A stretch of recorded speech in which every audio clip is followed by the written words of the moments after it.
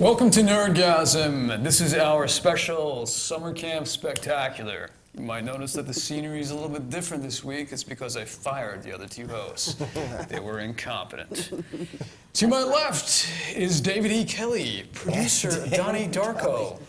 I might have it wrong. You always call me David. No, so you're a horror website dedicated to gay themes. Some of which are not there, but he pretends are. Some of which are your movies. Yes. To my right is there's a reason why I brought Daniel Kelly on tonight, and that's because he did on his website he did a special on camp. He did a special on Sleepaway Camp. He did a special on Caesar Rena's Summer Camp Massacre. We have a photograph from his review of those two films. Oh, and we can throw it up on the screen. Throw up is the right word here. Okay. Oh! Hey! Okay, now the question is this. How many crunches a day do you have to do to accomplish that? Right? No, it's like once a week you do one. Okay, and to my right, once Daniel Kelly is up the screen, is the very, very lovely JoJo. Hi, guys. Also known as Lady Macbeth. The woman who slayed my heart. Wasn't easy. Lady Macbeth, Lovely JoJo is going to be in this weekend at the Huntington Art Cinema at the Yellow Wave Film Festival. I'll be there. And you better be there. And it's like this crazy event of all movies, cult, and what have you. So I was going to say we have a little message that we would like to tell you about an upcoming event, and I'm going to pass it off to.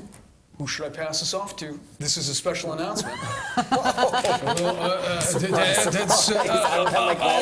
Lovely JoJo. Oh, my goodness. What am I reading here? Cher Lloyd is coming to the Paramount Theater in Huntington, Long Island, New York, Sunday, April 6th at 8 p.m. And Enrabio's got your tickets. Click on Contest tab, log onto ParamountNY.com for a complete listing of all the shows. I will also be there.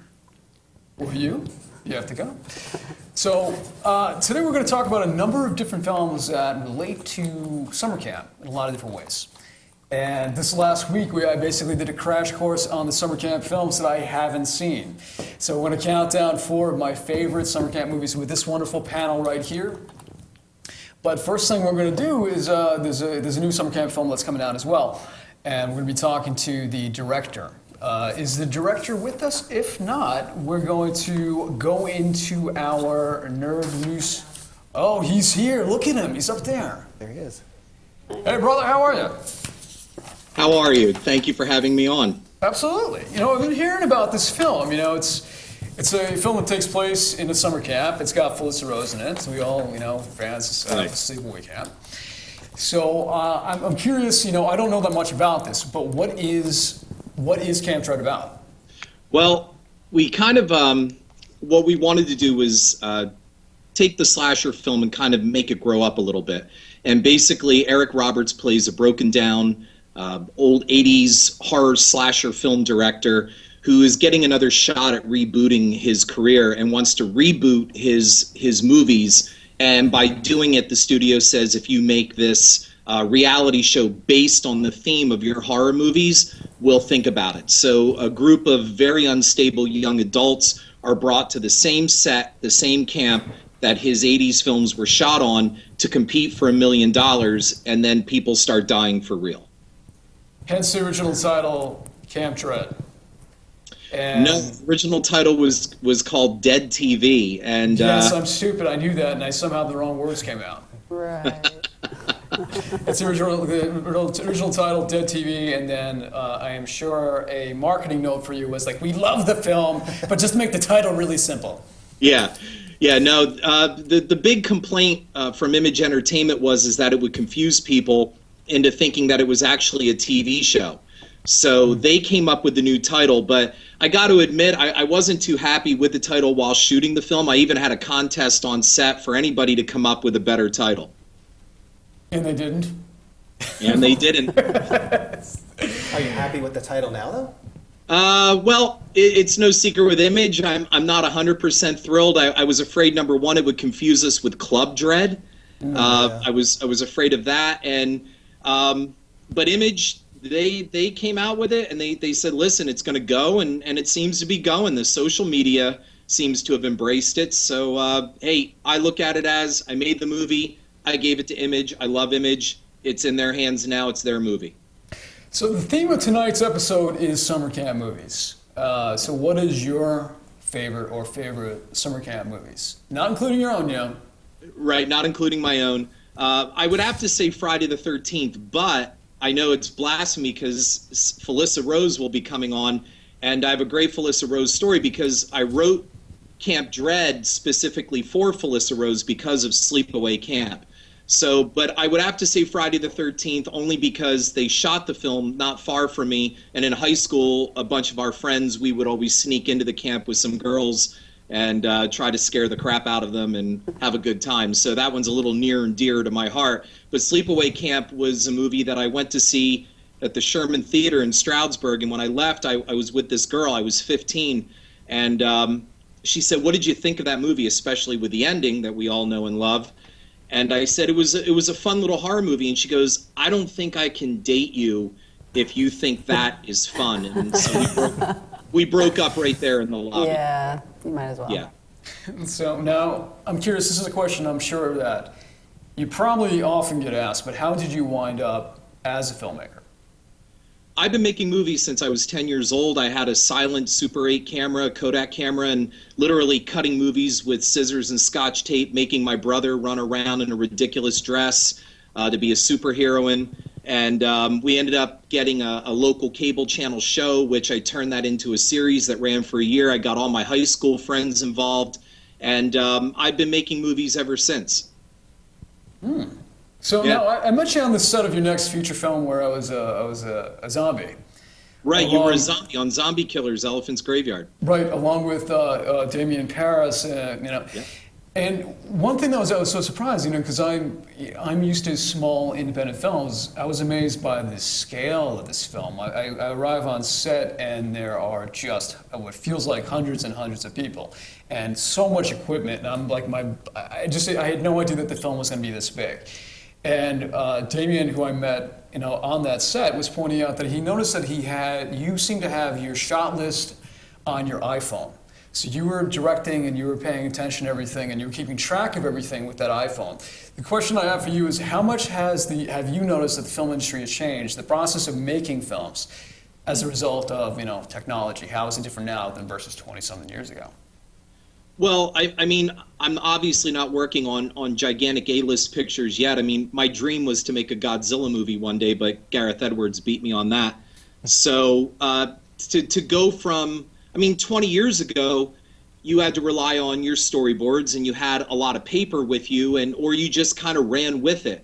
Technology now allows the opportunity in a positive way. It allows you to check things, make sure things are exposed right, go back, look at a scene, do it again. The other problem that I think that technology has given us is you trust less of your own instincts, and you second guess yourself a lot because you can now do this kind of thing doesn't mean you always should.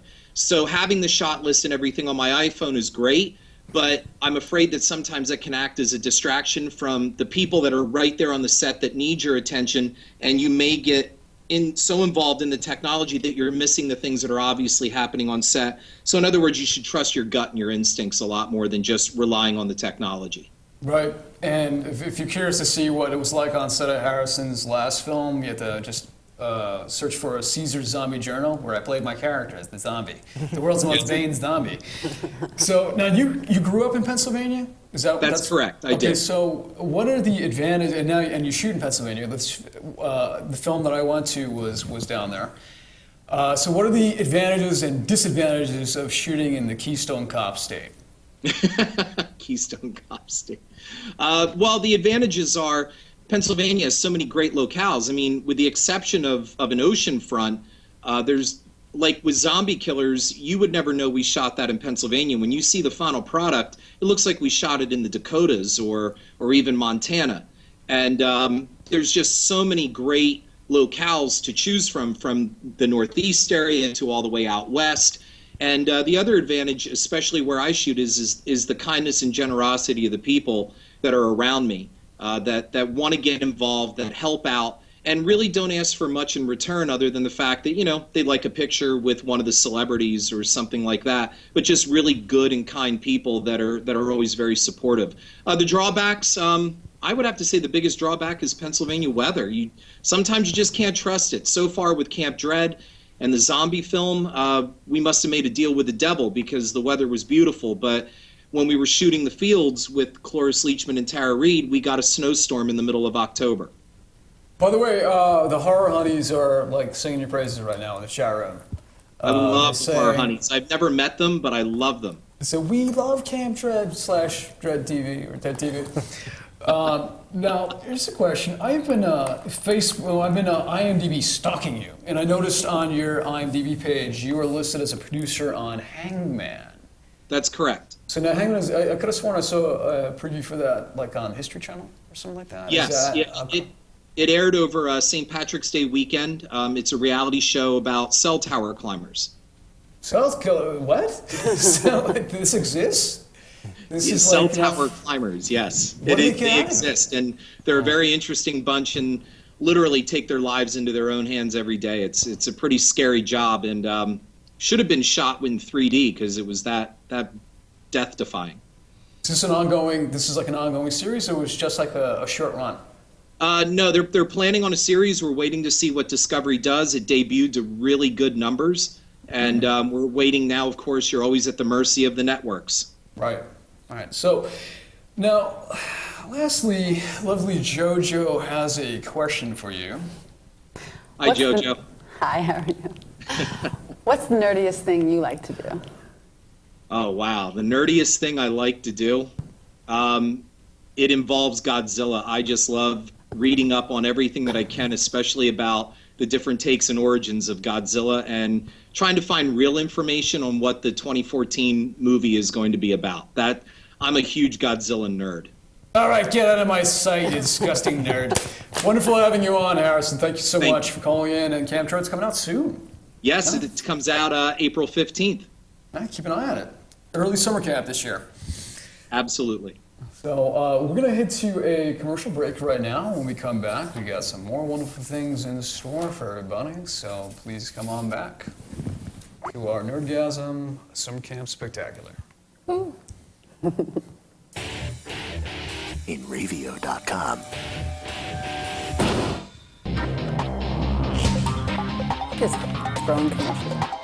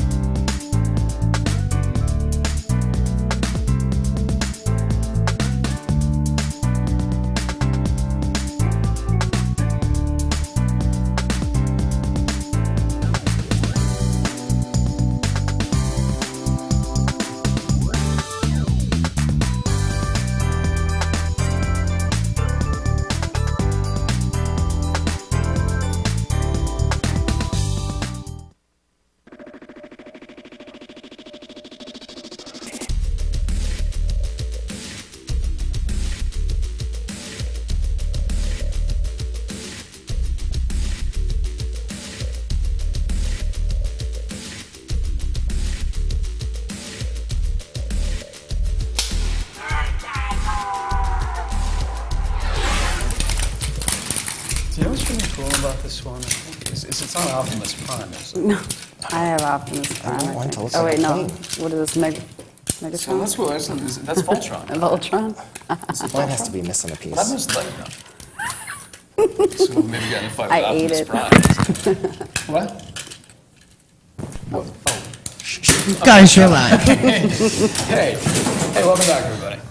So this is our Nerdgasm Summer Camp Spectacular, and so we are talking about all things summer camp.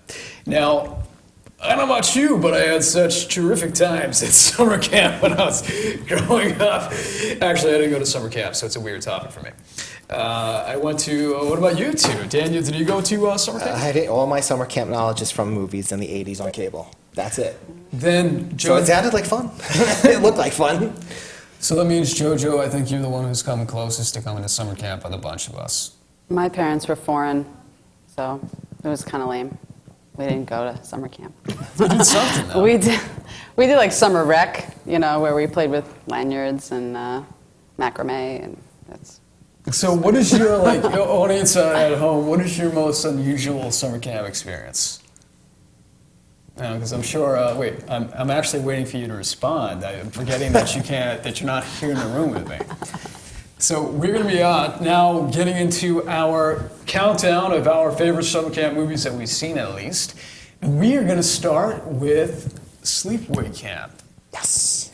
Although Snuggy Dumpling says summer camp is for losing your virginity or mass murder. Not my experience. For either case. Oh yeah, I'm playing with the flute, yeah. So, Sleepaway Camp, I described, this is the film we have Felissa Rose and another very special guest coming up later that are both from Sleepaway Camp, and when I had heard about this film all my life, and I was like an adult by the time I finally saw it, so I remember being in elementary school and the kids telling me I saw this really freaky film. At the end, the girl turns out to be a boy, and she's killing him. And it was like the talk of everybody, because I think at that point it was on cable. And I was close enough to the age of the kids in the film at that point where I always wondered what this little phantom movie is. Until I finally saw it. And my reaction when I saw it was, what the hell was that? That film was so freaking bizarre. To me, it struck me as though if John Waters directed a slasher film.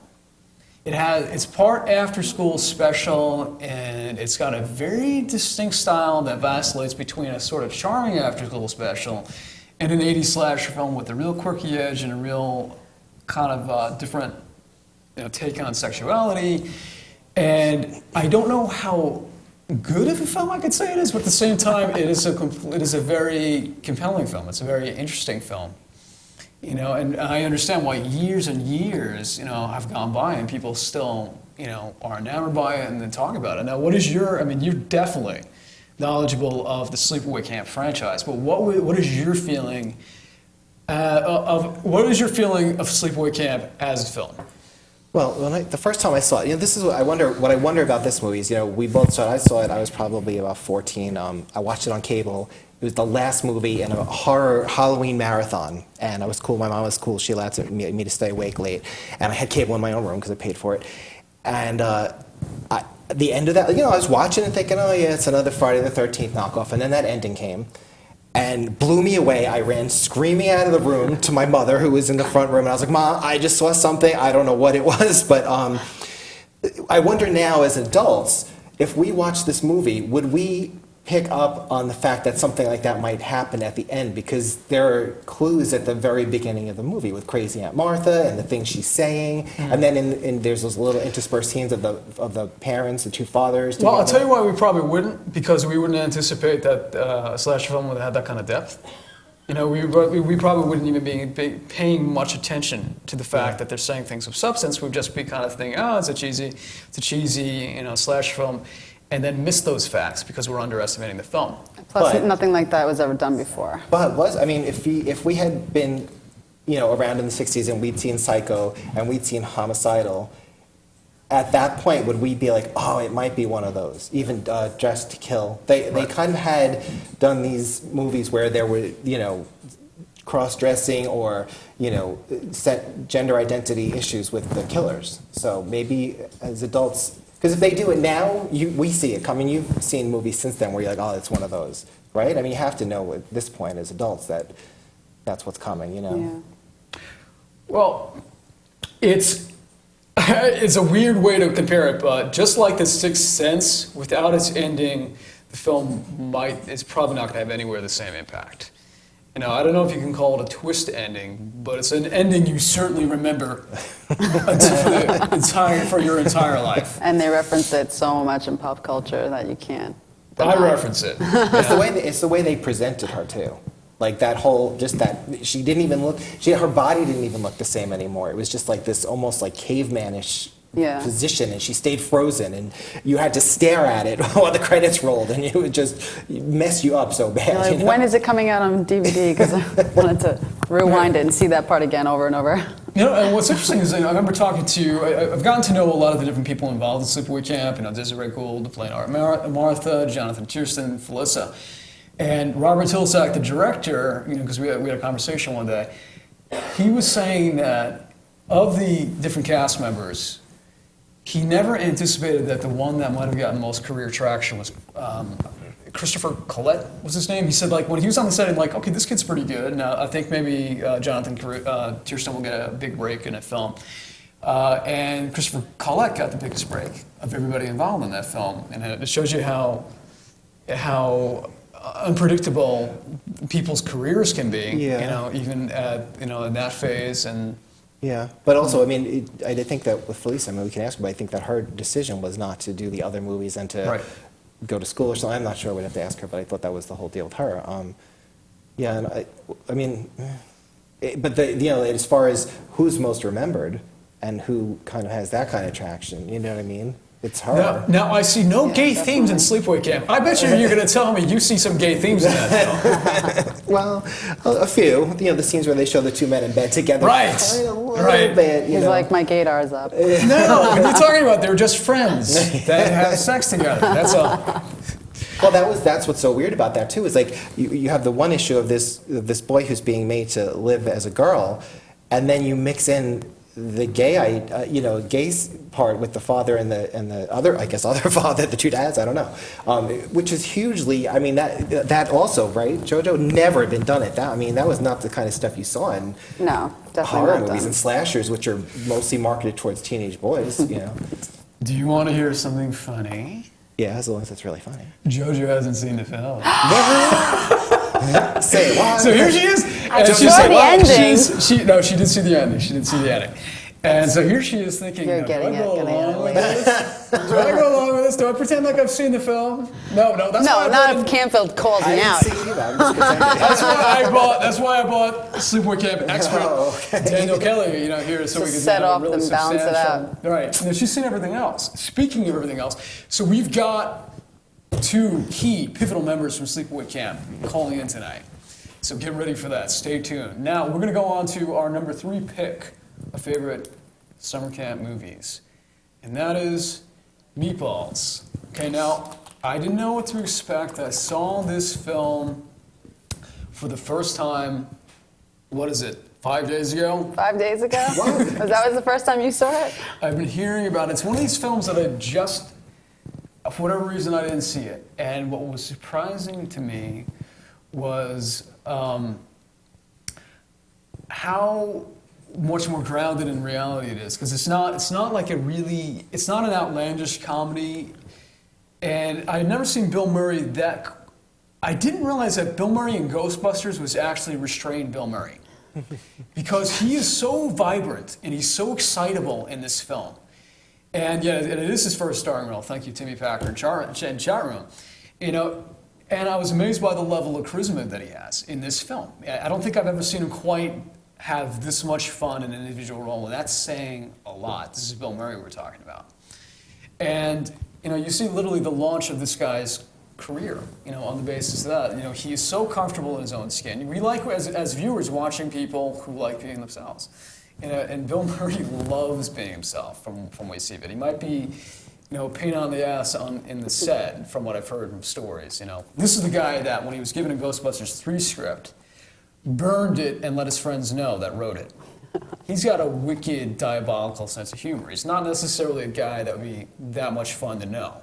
But when he's on screen, you know, he captured you. He captured you.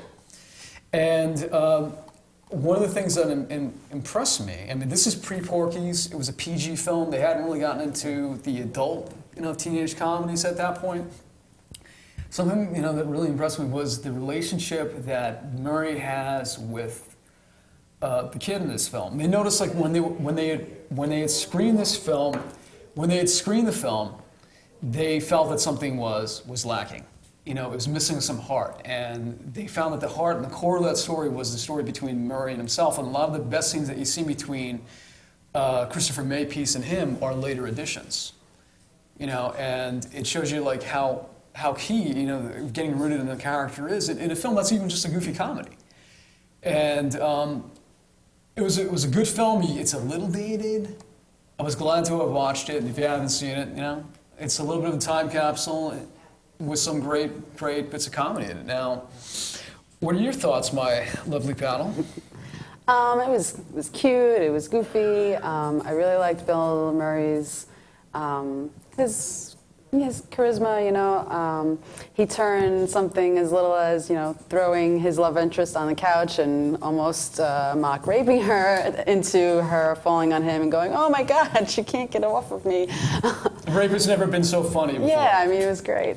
You know, but just him being very natural. I didn't even know Bill Murray knew how to dance.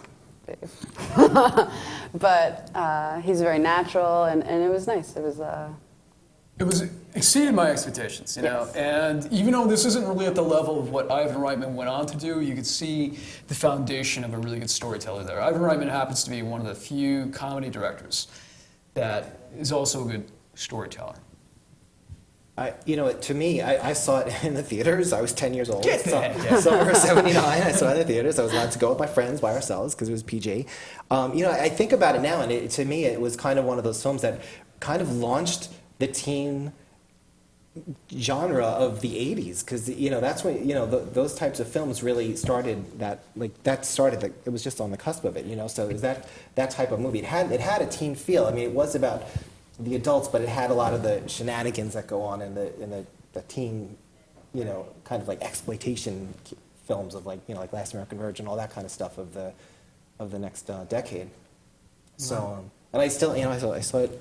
I haven't seen it in probably 30 years. I maybe saw it once on cable after that, and I still remember that stupid theme song. I know it by heart. I can sing it back all the time. Like, I sing it sometimes. I'm like, why am I singing this song? I heard it like twice in my lifetime. But someone in the chat room, I won't mention names, is presuming that the director of Meatballs is dead. Ivan Reitman is alive and well. It's Harold Ramis that has passed on. So let's just not go spreading internet rumors that Ivan Reitman is dead. So when we get back from commercial, get ready for the greatest guests that Nerdgasm has ever had. You got to put your seatbelts on because this is going to be exciting. Buckle up, guys. Get ready, ladies and gentlemen, as we head off to commercial break. Hey, Beatle fans, I'm Glenn Calderon. And I'm Lucy Diamond. Join us every Tuesday night from 8 to 9 p.m. Eastern Time for Beatles Across the Universe. On InRavio.com. Broadcasting to the world. Catch us. Hey, this is your good buddies Bruce and Disco from The Glory Days Show, which can be seen every Sunday morning starting at 10 a.m. here in the East. We have sports highlights, movie reviews, and celebrity interviews. We have out-of-town correspondents, Timmy the Trotter giving us horse racing tips, and at the end of every show, Mr. B does a live song. The Glory Days Show, found only on InRavio.com, broadcasting to the world. Catch us.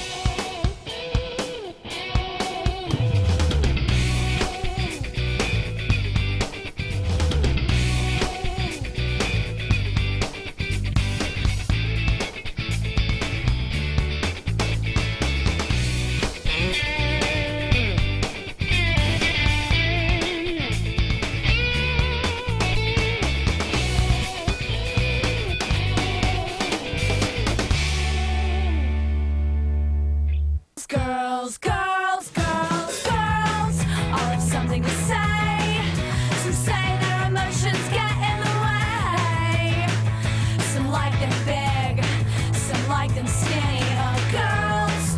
Who's come this way? We must unite. This is the place. You don't have to show your face, girls. I'll be a lady of today. So say what you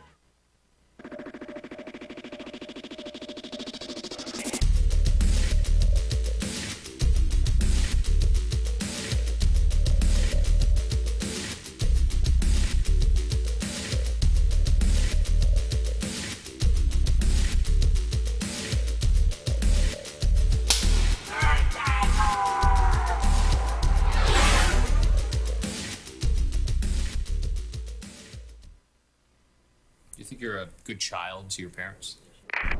You were all forced to come here. It was either this, jail, or rehab for almost all of you. There they are, my future stars. These are troubled kids. They need real counselors, licensed therapists. There's no such thing as reality TV. It's all plotted out down to the last detail. I'm calling all the shots. All I need is an ending. I'm really here to help you guys. I feel like something's missing. The only way out is elimination. Why jam our phones? Why did somebody cancel our accounts?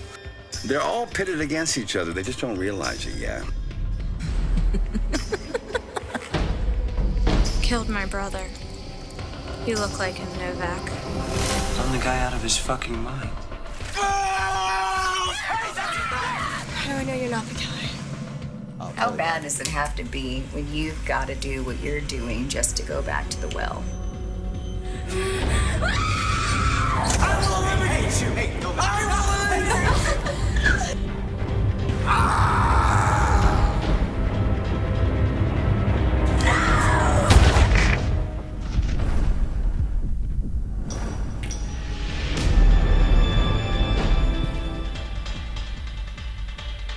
Welcome back to Nerdgasm. I just got reamed out by the control room because we're usually a pretty PG show, and we just had something a little not too PG in there. Hello to one of my very favorite people in this world, Felissa Rose. Look at you.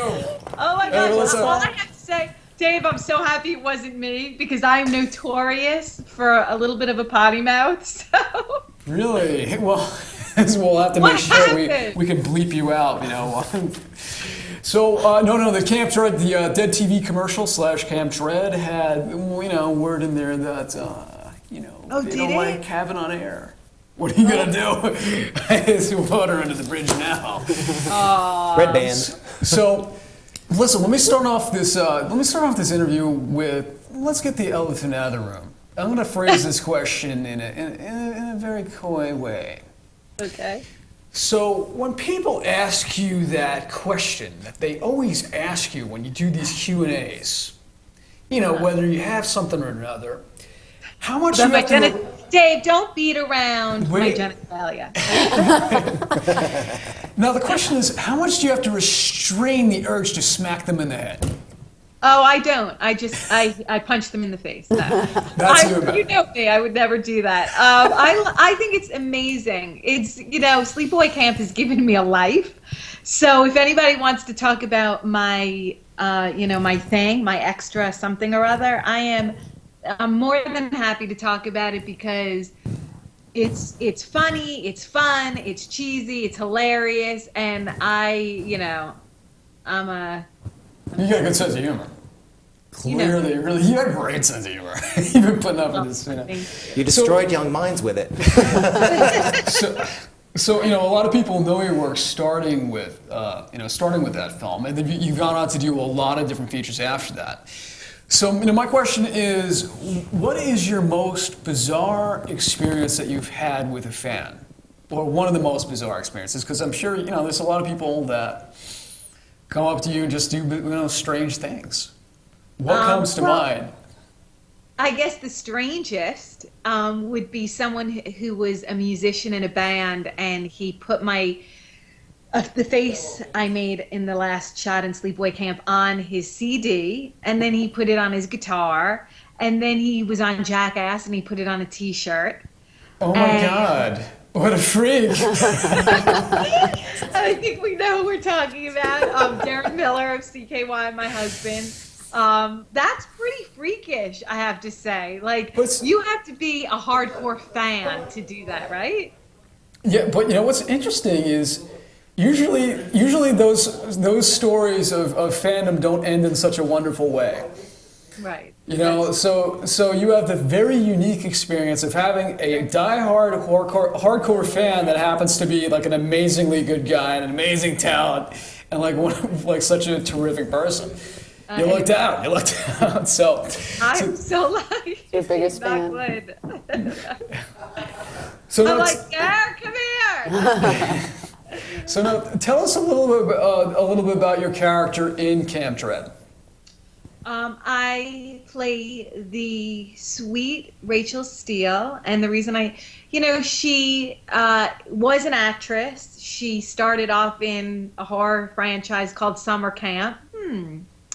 And she comes back to meet with Julian Barrett, the director of the series. And she's sort of like this reformed diva who's now a therapist and takes her occupation very seriously, and she wants to help these children. He's invited up to do like this reality show. She wants to play the part of the real therapist to help them. And Rachel, to me, was a bit similar to myself in that I played, Angela in Sleepaway Camp, and I do love. I like to think I love people. I love helping people, and so it was sort of like a fun kind of parallel to my own life. And Harrison is, aside from you, Dave, because I always say you're one of the best directors I've ever worked with, and I mean that honestly. Harrison, it's like you guys remind me of each other. You're just both really gentle. You have a very clear vision. You're actor-directors where you really get, thorough with us and our character. And I think Rachel is it was a really fun shoot, and she was a cool part to play amidst all the amazing actors. Holy cow, that cast was like incredible.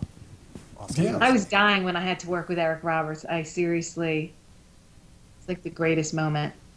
Yeah, I just saw a few scenes of the film, and he is so, in a little moment, he can bring such charisma and such focus to an individual scene. It just knocks me out. So he's like that in life, yeah, and he's a really profound person in real life. I adore him. By the way, you have like a ratings approval rating of like Tom Hanks, because like everybody who's met you and talked to you loves you. It's like there's a couple people in the chat room that's saying, I met Felissa in Lexington, Kentucky a few years ago. She couldn't have been nicer. She's just a sweetheart.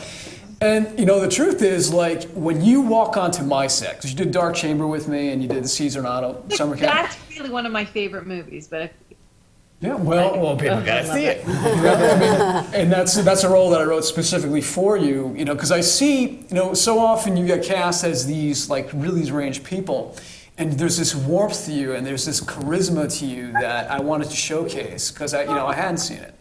Even when you just listen to like your commentaries, like on the Sleepaway Camp DVD, you're such a personality, and I mean in the best way possible.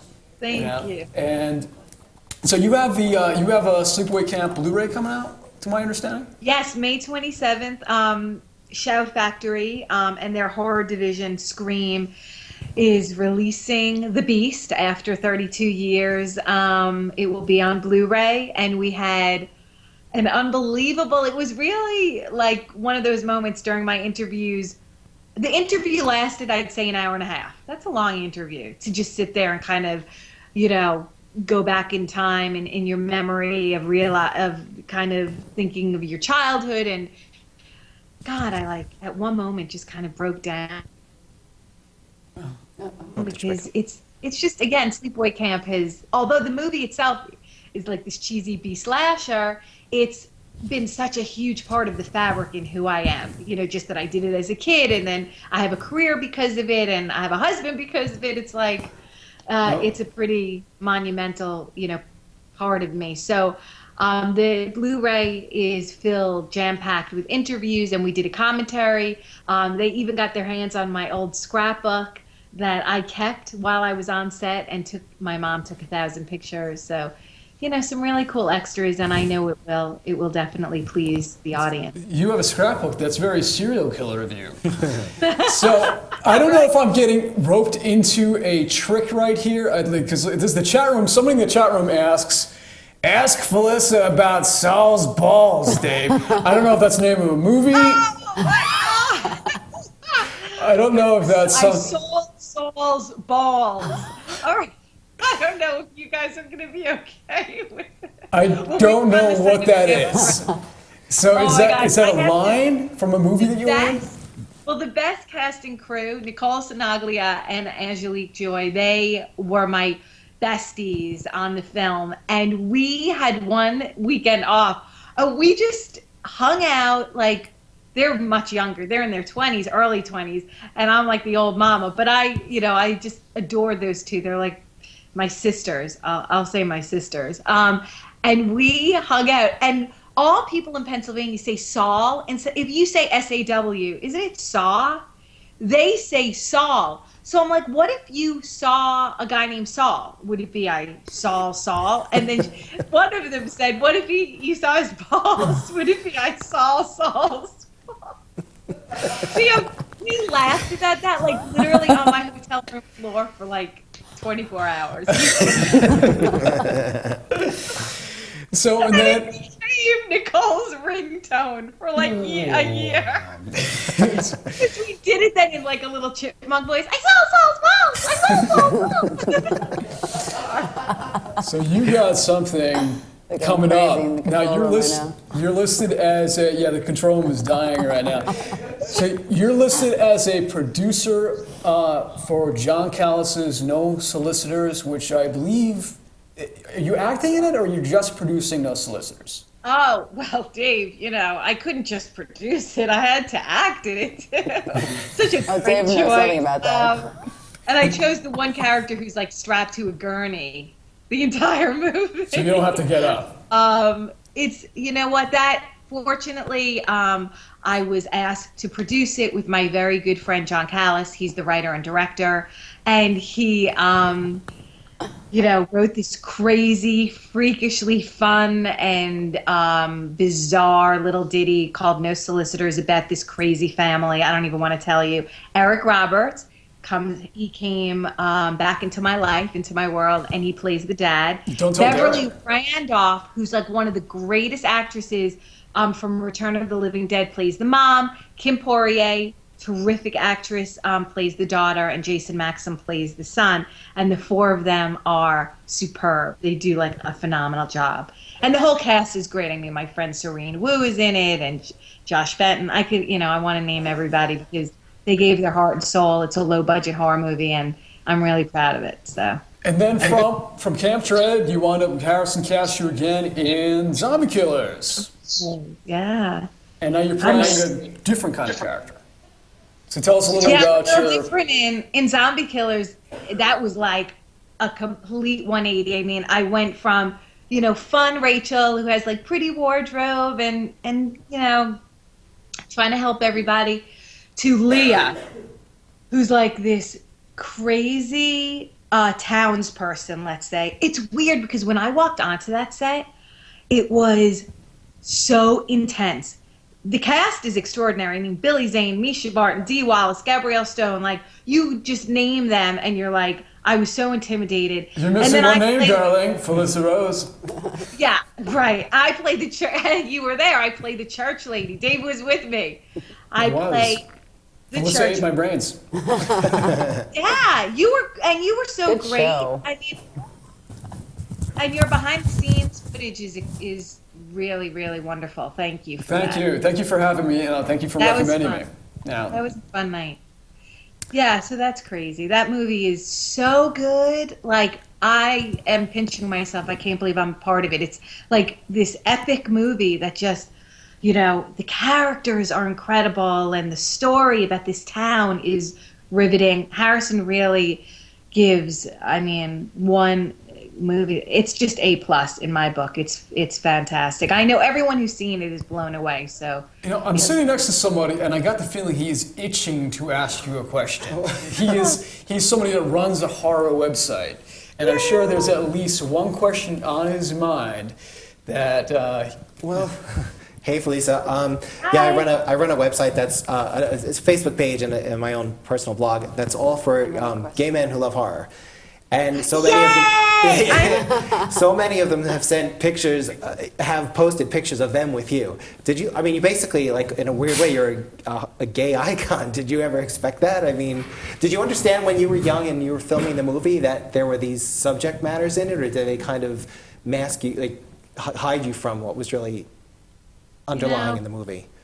I'm sorry, what is your name? Dan. Dan, it's nice to meet you. First of all, I would love to see your site. It's funny because I was raised in a family where my uncle started Stonewall. He was part of that in Greenwich Village. Yeah. My father opened one of the first gay resorts called Motel on the Mountain in Suffern, New York. I was 7, and it was covered by all the news. And so I was very much I was very well aware of the gay community, and my family was very much open, and I'm very fortunate they're really cool.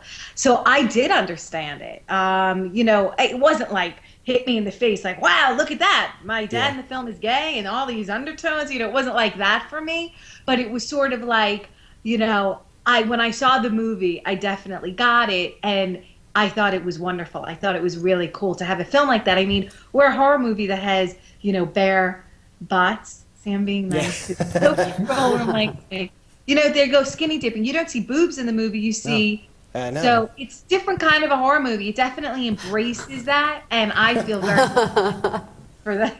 Well, now, did you for my boys? So can I ask a nerd question? Now, I don't know if you're going to know this, but they'll kill me if I don't ask you. The Blu-ray, is it going to be the uncut version that has 23 extra seconds in it? Yes. Okay. Because there's more man butt in that one. I want Hey, there's more man butt. Sure. That's what we're told. So. Okay. So now, is the man in the house there? Is Darren? Because if he's not here, I'm going to start flirting with you, I don't want to Well, don't you look so spectacular? Look at this woman. She doesn't age at all. It's funny. He's so deaf. He has no... Darren! Should I... Tell him Caesar's here. Caesar. Hello? Yeah, Caesar wants to talk to you. Hello? Dar? Hey, we're going on a tour of the house. Cool. Hey, check this out. Are you here? This is almost like Blair Witch Project. I'm so scared right now. God, I was just going to say that.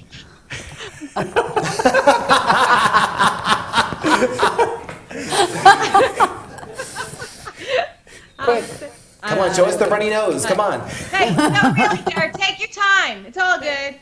So, what's up next, Felissa? You got stuff. You got so many things on the burner right now. So, what else you got coming up? Is he gonna come in? Can you tell him to come in for 1 minute, please? Tell him I'm asking him to come in here because it's the Skype thing. This is a lot like when we're on the phone together too. Right. I know the kids are running around. Usually the doorbell's ringing, the dogs are jumping, the cat's in my lap. It's. I did a really cool movie just recently called Within These Walls, and it's a supernatural film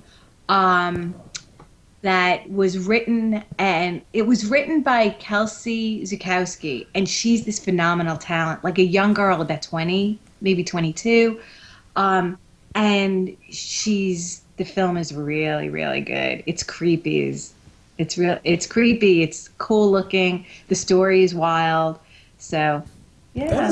That is you just have a wealth of projects, and you also, you got prospective projects I hear that you're producing. You've got probably right now 10 projects from the sound of it that are in some phase of production or another. Is that? He fell asleep. He's not asleep. Here, come here, Bianca. You want to see my big Okay, no, this is just as good. Bianca. What about Bianca? Bianca, I have not seen you for years. How are you, darling? I haven't seen you for the longest time. We were driving together. She looks just like Darren. Was I even around when these kids were? Hey, I remember we all went on a family trip together. We were going to. Is she gonna do horror movies? I gotta say that I was in their guest room for a few days when Darren and I were writing a script together. And their guest room is the coolest guest room you could possibly imagine because it is wall-to-wall horror films. Nice. You know, it's just like Darren would say, and you would say, like, you know, just put on a movie, like, you know, we got to go out for a little bit. And it's like one thing after the other. Like, I haven't watched Prom Night. Let me throw in Prom Night. So it was like the biggest collection of horror I've ever seen. You know, it's amazing. So is Darren out of the building? Apparently He doesn't feel he's good. really sick today. He's just laying down. Something watching happened. movies. But we got to see you, and we got to see your kids. So that is just as good. So I think he's the stomach flu. No, it happens. It happens. But Felissa, it is wonderful catching up with you. Here's Thank you JoJo. guys for having me. I really appreciate it. Before you go, JoJo has one question for you. I'm going to reword this. So working with Mr. Campfield over here, was he a lot annoying or just slightly annoying? He's like most unbelievably professional person I've ever met, probably.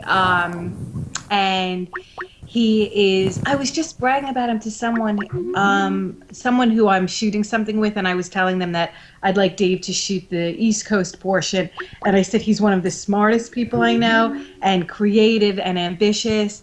I've been so lucky with the people that I've met, including Dave and Harrison, you know, just superstars. Dave is one of my favorite people. He's kind and a true friend and an amazing artist. So you can't ask for more. We just have some still frames up of some of the work we did together. And guess who was trying to crash your phone call, Felissa? You won't believe, you'll have to see in the playback. Oh, there's a picture of you and Darren up on the screen. But thank you so much. Thank you. For calling in, and I can't wait to talk to you next. And let's do some more projects together. You're so wonderful to work with. Thanks, guys. Have a great night. Thanks for having me. Bye. Good night. Bye. So we're gonna we're gonna head to commercial. When we come back, we've got another star of Sleepaway Camp, Jonathan Tiersten, who's gonna be joining the conversation. So come right on back. In Ravio.com.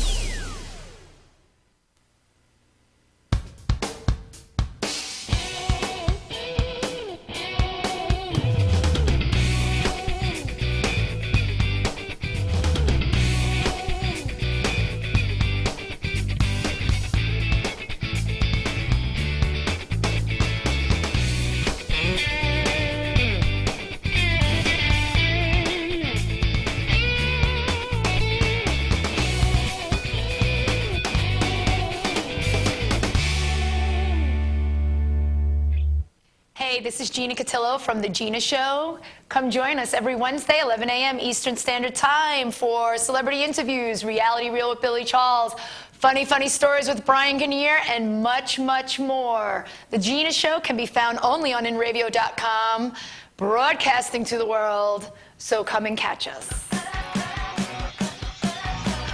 This can be the final answer.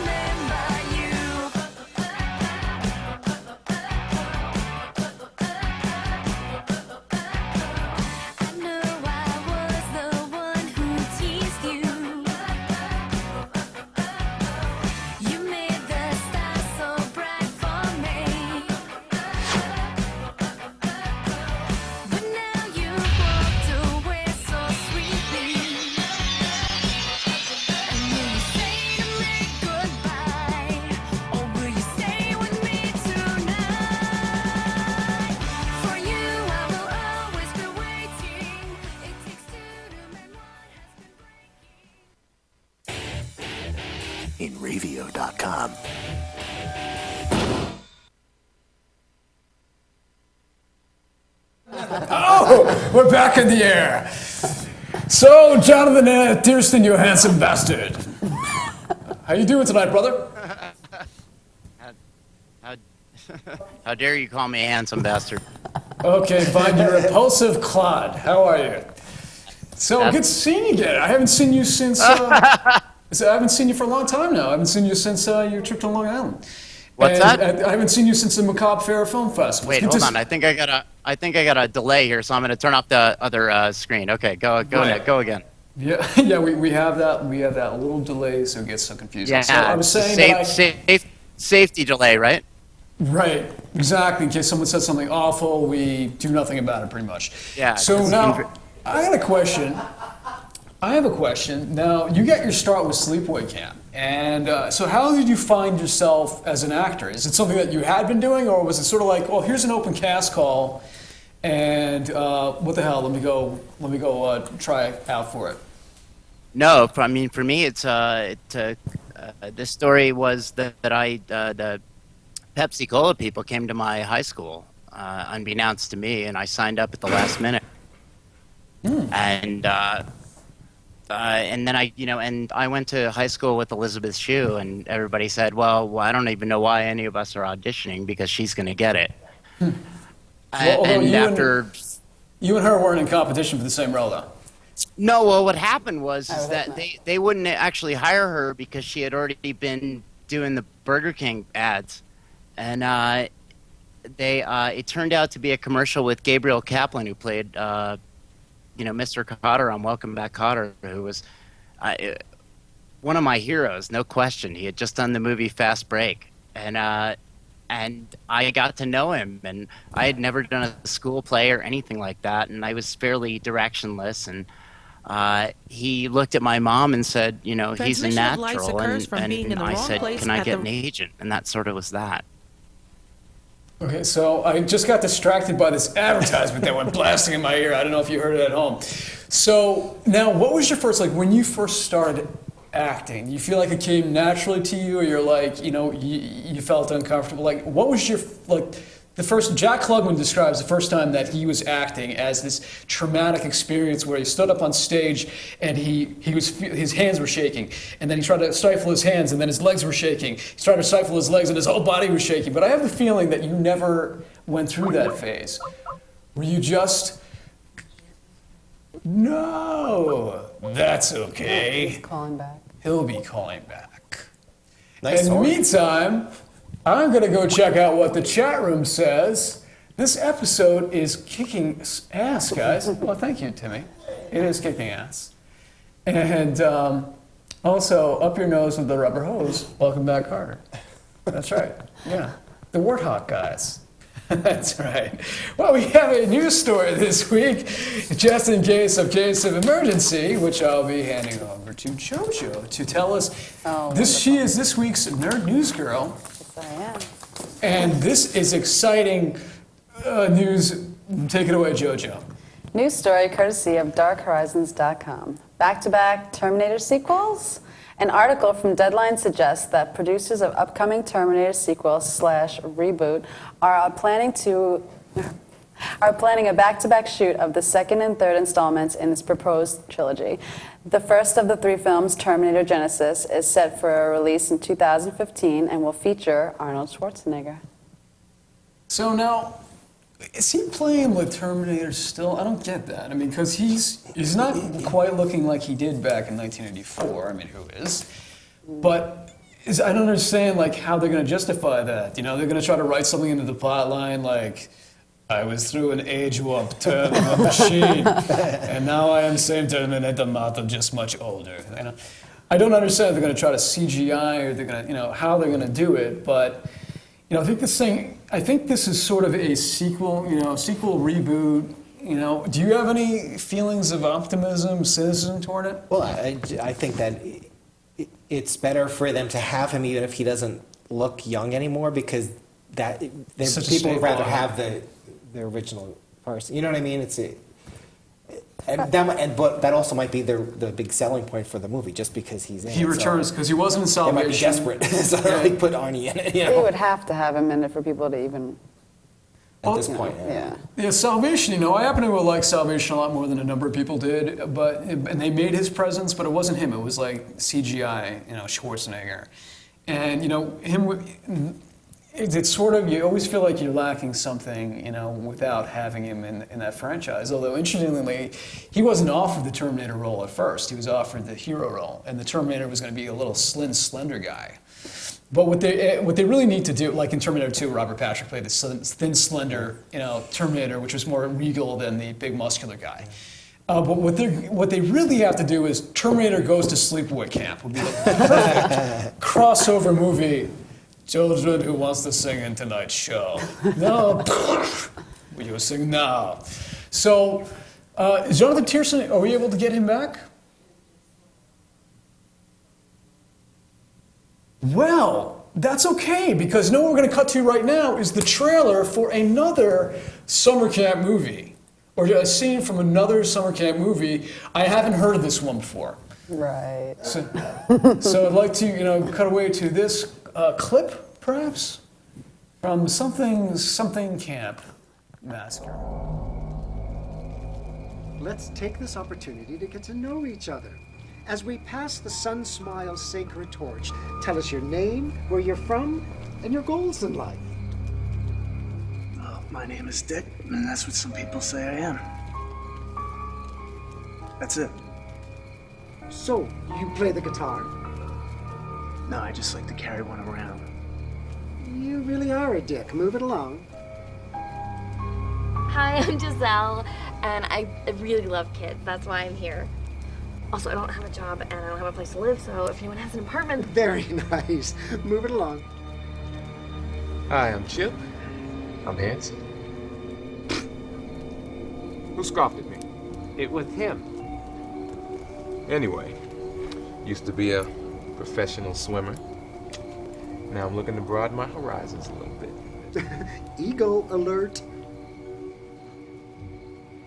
Hi, I'm Monique, and I came to LA to be an actress, and that's when I met Sylvia. Hi, I'm Sylvia, and I came to LA to be an actress, and that's when I met Monique. Ooh, where can I buy a clone? Pass it along, my dear. Hi, I'm Larry. Larry Winston. Hi, Larry Winston. Larry. I came out to LA a few years ago to break into the movies, just like you. Days turned into weeks, no jobs, no nothing. Then I found out I was gonna have a role in a Tom Cruise film. But then he found out I wasn't into Scientology and I was fired. That was 5 years ago. 5 long years of living in freight cars. I started eating out of trash bins, hoping things would turn around. Counting the days. No friends, no family. But I'm glad to be here. Keep it moving. Thanks, Larry. Well, hi, everybody. I'm Drew. Just to let you know, if you ever need anybody to talk to, I'm here for you. And if you ever need help with anything at all, just don't be afraid to ask. You from around here, Drew? Oh, I don't really like talking about myself too much. Do you like to wear women's clothes? Yeah, I don't like talking about myself too much. Very good. Sorry. Now, that's that. Well, my fuzzy little puppies, off to your tents. Good night. Off.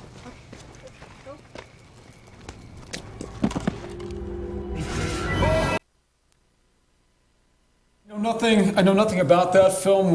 Have you both seen it? Yes, I've seen this one. Yes, of course I've seen it. My video that you showed a picture of before is an homage to the way this Otto character looks in this movie, because he's got a little shirt that rides up on his belly. So he's got a nice belly. So what's your 10-second review of Caesar Not a Summercamp Massacre? 10-second review. It has Felissa Rose in it. It celebrates all the great the classic horror slashers that take place in summer camps, and has Brink Stevens, and it has Dave Campfield in it. I must have forgotten. That must have been a long time ago. There was a young guy in there that was actually him. Oh, look, there he is. Hey. Okay. Don't put that up until later. I like okay, so, Summercamp. and what is your? Have you seen the film? Have you seen Summercamp as well? I have seen it. It's how one of is it? those feel-good, fun movies with it's like a cross between Abbott and Costello and The Odd Couple, and it's just definitely have to go and And see there's some it. gore. Even with all the humor, there's gore. Absolutely. Okay, so that's our number 2 summer camp film. We are now getting back to Jonathan Tiersten on Skype. Guys, Hey, I'm sorry. Johnny. So, Can you hear me? I hear you perfectly. Where the hell did we leave off? Okay. So, what is the story of camp? Never mind. Wrong question. Wrong interview. So, Jonathan, the question I have for you, which is very spontaneous and not scripted at all. Yes, is what is the premise of the Brothers Karamazov? I know. Yes. No, actually, the question I have for you is, what is your process of taking on a character, and how do you construct it? How do you go about taking on a character? Like, say, Perfect House. Well, I would say that, you know, I think Dave, you more than anyone knows what I went through, which was I went as a trained method actor at NYU for and then I acted for a bunch of years, and then I quit the business for 20 because I've been a musician for a long time. And so when I got the role in The Perfect House, which was the role of John Dozy, which was, you know, really complex and multi-layered, I went to my roots, and I went and I looked up some old Uta Hagen acting exercises, because I had actually done an after-school special with her back in 1987. Uta Hagen acted? I only knew her as that teacher, you know? No, she was in The Boys from Brazil, which was one of my favorite movies ever, and she played a Nazi guard. And ironically enough, in the movie in the after-school special that I was in with her, she won a daytime Emmy for playing a Nazi survivor. Really? Yeah, Oh, it was a crazy. It had Frank Whaley, Melba Moore, Megan Follows. Yeah, it was an unbelievable. Oh, Gabrielle Carteris, who played my girlfriend. So, 20 years, but like you basically leave film. At what point did you decide, I don't want to do this, I want to pursue music? What was the tipping point for that? The tipping point had nothing to do with my not liking acting. I loved acting. It was that I started to base my entire existence on fame. And that was not good enough for me. And so I sort of just, what do they call it? Flip the bitch, you know, and or spit the bit. And I went out to Colorado and just for a couple of gigs and got my affairs in order in about 6 weeks, and then never went back. How many, I mean, you've been writing for 20 years. Like, how many, are you talking about like tens and tens and tens of, how many songs do you think you've written in that time period? Oh, God. I don't know, a couple hundred. I mean, at least, yeah, I mean, probably only about 100 that's ever been, you know, fully fleshed out. There's, you know, there's more than 60 on iTunes alone, so. Really? Okay, so now I have a question from the chat room, because we're, you know, live interactive, as you know. From Timmy Packer, he asks, if Hiltsack does the next sleepaway camp like he wants to, is Jonathan going to be in it? I don't know if you know the answer to that, but do you? I would say it's less likely. Robert and I have a complicated relationship. Well, you shouldn't have slept with him that weekend. Oh! No, I'm we kidding. were really, you know, it's funny. We were really, really close during the first filming, and then when we did return, we were close again to the point of, you know, literally, you know, hanging out together. I remember him walking off set on a night shoot. It's about 6 a.m, the sun's coming up, and he says, what the frig am I doing? And I said, I don't know. I said, I got a day job, and I'm out here for 5 weeks doing a cameo because you want me out here for 5 weeks. So, but, well, it's weird. I mean, Robert and I have this strange, bizarre thing where, you know, I mean, I did, you know, nothing more than a glorified cameo in return, and yet he wanted me there for the entire shoot. Jonathan, I got a question for you. Do you play guitar? Of course I do. Because there are 1, 2, 3, 4, 5 guitars in the shot. Oh, sorry. We're sitting in my studio. That's where, where do you think I got these headphones? So I don't just play guitar. Wait a minute. I've taught guitar. Well, I'm asking it because clearly you do. Now, it's only no. I acoustic. love it. I love it when people do poser shots. I'll never forget meeting Keanu Reeves when I was in New York City, and he had the guitar behind his back, and he was dating a girl that I was bartending with, and I was just like, oh God. There's a difference. I could take the guitars out of the shot if you like. No, it was actually, I didn't even think of it until Control Room pointed it out to me. It's like, there's 5 guitars in the shot. No, Do you play electric or only acoustic? No, I play, well, hang on a second, I'll turn it around for you. Oh, you hurt yourself. You were at the gym today, man, right? You strained yourself. Oh, check that out. These are all custom made. Hang on, I got another one for you. This one I especially love. Ooh, this is awesome. it's all one piece of wood, the entire guitar. Wow. See that in the back? It's not even they had guitars that they would call a neck through, which just meant that the neck was connected through the body. This one actually I got to pick out the woods and everything, and it's just one piece of wood. Is it made of wood? And it's really neat. That's good. And it sounds really good. Too. I got to see you perform on stage actually at the festival. So now a couple of years ago, so I only knew you from in the beginning. I only knew you from Sleepaway Camp. I only knew you from Return to Sleepaway Camp. Right. Now, a couple of years ago, I started hearing about this little film, Perfect House. Get that off the screen already. It's a punchline to a joke. Okay, so. No, okay, so a couple of years ago, I started hearing about this little film called The Perfect House, right? And it's featured you and Felissa again, and I hadn't seen it, and we wound up playing at the same festival together. And then it turns out that we were both nominated for actor.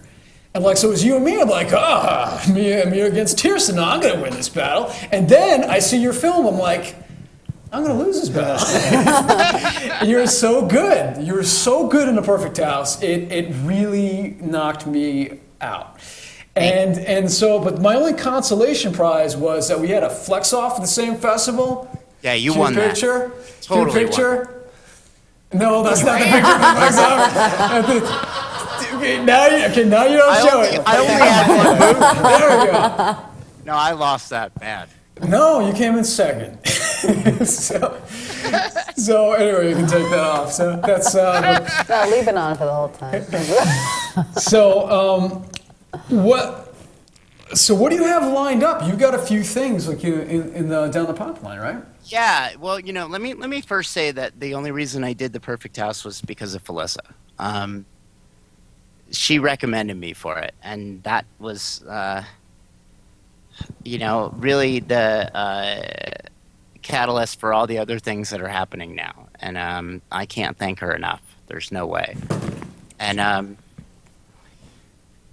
I always find it funny because they said, the director said, I'm looking at his Facebook page. He doesn't seem particularly menacing. I see pictures of him with his kid, and his music's really pretty.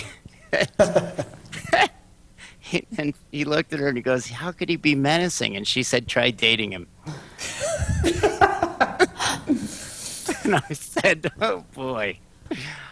So if that'll give you an insight into the commentary, by the way, because it got very intense. But so yeah, the things that I have going now. Well, most recently, I guess I'll start from the back, and then or the front backwards. Is I just was cast in a movie called The Undead. With it's just a really classic zombie film, and I'm incredibly excited about that. I've been working with a guy named Scott Bullock on a film called The House That Wept Blood, which was David Hess's last project, sadly. And David was, 100% behind it, and I met Scott at the Mile High Horror Film Festival, and he contacted me afterwards after I had seen the prologue that he had shot with David, and then when David died suddenly, he said, "Could you maybe take the reins on this thing?" So I'm kind of producer and lead actor and the whole 9 yards on that one. I'm going to be doing another one with Jonathan Moody called Dracula's War, which is sort of an old classic sort of comic book Dracula movie. And Felissa and I have been talking about, any number of projects. I'm still playing music. There's, most of the projects I'm doing, I'm adding soundtrack to. I'm heading, and the biggest thing is, I'm heading to LA for our May 31st Blu-ray signing for Sleepaway Camp, which has both our commentary, which is really funny because Felissa and I are literally, I heard the Abbott and Costello reference earlier, but Felissa and I are sort of like that when we're together. And you're a Caesar Renato? Basically, when you and Felissa get together? Well, it's she and I are hysterical. It's really funny. But, I always say that, if you ever see the movie and, Ricky is all talkative and blah, blah, blah, blah, blah, blah, blah, and Angela's like, your voice is that deep? Yeah, but I said in real life it's the opposite. It's Felissa's usually yelling at me for something. I generally, you guys are like siblings, the way that you interact. Yeah, well, it was funny. I had Chanel Ryan contacted me on Twitter and said, "Oh, we have a mutual friend in common," and I said, "Felissa's not a friend." I said, "She's family. There's big difference. Get used to it." I said, because you don't dare call Felissa Rose my friend or vice versa. We are family. We are bound at the hip. We will always be family. It's who we are, and we get it. And so that's why the whole Blu-ray thing was very cathartic. And but yeah, as she said about breaking down on her interview, well, then I did my interview in her house. So I got to throw this over to Daniel Kelly. He runs a horror blog, and I just wonder if you have a question for Jonathan. Hey, Jonathan. How are you, Daniel? I guess my question is, now that you're an adult and people meet you and know you're from Sleepaway Camp, are they like, "Dang, you grew up to be hot"? Do you get that at all? Because I was going to ask Felissa that too, because the two of you grew up to be hot. Yeah, I get that a lot, but that's very nice of you to say. Yes, Felissa grew up beautiful as well. Beautiful. We often joke that there was some kind of weird chemical on the campgrounds that enabled us to, sort of age gracefully. But maybe it was the mess hall food. I'm sure that wasn't it. Well, I think honestly, if I had to answer the question honestly, it was a good dose of craziness, and Felissa and I both have that. And when we sort of got back together in a way in our 30s, it was like we realized that there was something profound about what happened, and that was before any of this, madness. That's like a snowball running downhill. We knew. I mean, and I'm not talking about Sleepaway Camp per se, but there's just a bond between the two of us that is always going to be there. Okay, so Jonathan, we're going to wrap things up. Our show is coming to a close. We have one more segment left, but thank you so much. You were an awesome guest. And let's connect soon. It's been too long since we've talked. Absolutely. You take care. Have a great night. Bye. Good night, guys. Bye. Okay. So now it is time for us to unveil my pick for favorite summer camp movie. Now let's throw it up there on the wall. Let's throw it up, and now that means him and go. Oh, well, it's I can't read that. Something wet, and I there we go. Yeah. Wet Hot American Summer. Okay, now show me the hand. This film is such a trip. I described it as you know, when people get slap happy, you've been up for like way too long and everything starts getting funny and you're delirious. This movie is like 2 hours of that. It is an insane bit of lunacy. It manages to go so over the top in places yet never get annoying. You have characters over, because I love a comedy that plays it straight. And all of these actors are committing to their words 100%. It's just everything is so heightened. When Kenny Marino, one of the characters, Mr. Laney's man, admits to being a virgin, like this 30-year-old guy is playing a 16-year-old, he brings such, how much time? Oh my God, 2 minutes left. So he brings such sincerity to the littlest moments. Oh, they all do. But like, it's such a trip. This whole movie had me laughing in ways, the most was always like references to Rocky III and references. I just don't understand how the film can be so ridiculous. This ridiculous, where you go beyond what I did in Caesar and Otto and be so funny. JoJo, now you just saw it this week. What do you think of it? I did. I loved it. It was like going to camp on crack. And at one point they actually do go to town, and I guess they're referencing what could possibly happen when they go to town, and it's the worst possible thing you can think of, where even Amy Poehler is literally the worst one. She's got this great face where she's like, cracking out. It's just outrageous. And just like a motorcycle stopping in the middle of a street because there's a bale of hay. And you got smoke. And this is the talent that came from it. Bradley Cooper amongst, like Paul Rudd. There's so many people. This is 2001. The people that emerged from it. The director went on to do role models, but this is still so much more daring. What did you think of it? Yeah, I just rewatched it last night for the first time in ages, and I agree the same thing. You're watching it, and it's like just these weird things happening. I'm almost like, is there a script here? Or are they just making this up as they go along? Are they just like hanging out at the summer camp and playing around? Janine Garofalo was like, just screaming constantly throughout the whole thing, and it's hilarious. So that's my number one pick. Some people, I can imagine some people really hating this film. I don't know who you are, but it is, if you haven't seen it, go out and check it out. Thank you for tuning in. Once again, this weekend, JoJo will be at the Yellow Wave Film Festival, and I'll be there because I'm her bodyguard. Thank you to Daniel. Thanks, Steve. And thank you for Lovely JoJo. Next week, Iron Man and Captain America. Reviews for both. Thank you for tuning in.